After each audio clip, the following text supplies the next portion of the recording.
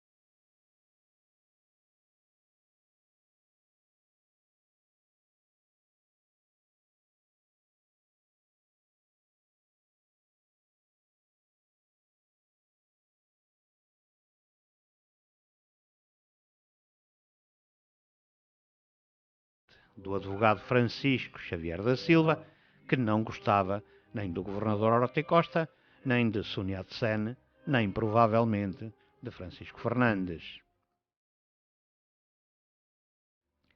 Nesta bipolarização política, a presença de Sun Yat-sen passou a ser utilizada como arma de arremesso na polémica entre os dois.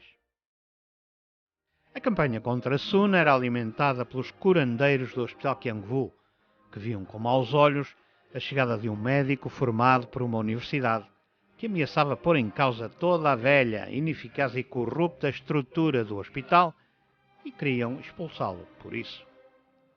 A campanha não surtiu efeito desde logo porque outro advogado de peso entrou na contenda.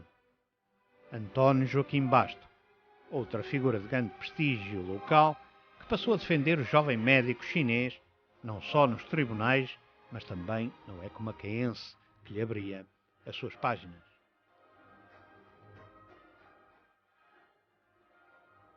Como único clínico com um curso feito, Sun Yat-sen encarregou-se de transformar por completo não só a estrutura hospitalar do Qiangu, mas principalmente as mentalidades dos responsáveis de uma instituição que apenas recebia doentes desde que recomendados pelos amigos.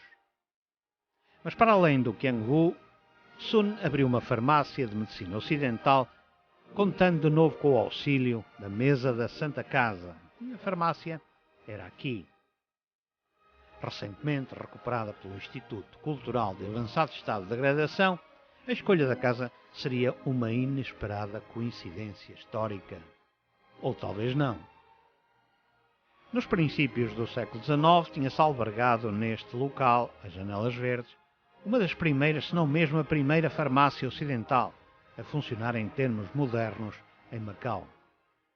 Depois das incipientes boticas dos jesuítas do século XVI que funcionavam no desaparecido Colégio de São Paulo. A farmácia aqui às Janelas Verdes pertencia a Joaquim José dos Santos. Joaquim José dos Santos era um liberal irredutível que mandou pôr um letreiro aqui a designar a farmácia por laboratório constitucional. Abri-la ao público, onde o público poderia ler os últimos livros publicados pelos enciclopedistas de França do tempo da Revolução Francesa, ou seja, todos aqueles livros que eram proibidos pelo antigo regime. Mas os liberais de Macau foram esmagados e Joaquim José dos Santos não teve alternativa senão entregar o laboratório à Santa Casa por ninguém lhe querer comprar. Outra coincidência histórica seria o facto de Sun Yat-sen, tal como o farmacêutico português, estar mais interessado em encontrar um auditório estratégico para os seus comícios contra a monarquia imperial do que uma verdadeira farmácia. E foi assim que nestas salas, em vez de se venderem medicamentos para as doenças físicas, dispensavam-se principalmente remédios para as maleitas políticas e sociais de que a China sofria. Há quem diga que a primeira revolta contra o Império, liderada por Sun Yat-sen, foi conjurada pela associação secreta de Sun, aqui, neste edifício. Mas à medida que o tempo passava, a pressão dos curandeiros do Qiangu contra Sun Yat-sen aumentava e nem o irredutível causídico António Joaquim Basto conseguiu defendê-lo. O facto de não possuir então diploma de médico passado por uma universidade portuguesa inviabilizou de todo a sua continuação em Macau. E assim Sun Yat-sen não teve remédio senão fechar as portas da farmácia e entregar a casa à misericórdia e transferir-se literalmente com a própria farmácia para Cantão, mas por pouco tempo, porque aí empenhar-se-ia na primeira tentativa de derrube do regime feudal chinês, uma tentativa que falhou, fugiu novamente para Macau, onde tinha o seu núcleo duro de apoiantes, depois, com o auxílio de Francisco Hermenegildo Fernandes, o seu velho amigo, entrou num junco clandestinamente para Hong Kong, de Hong Kong partiu para o Japão, para o seu primeiro exílio revolucionário.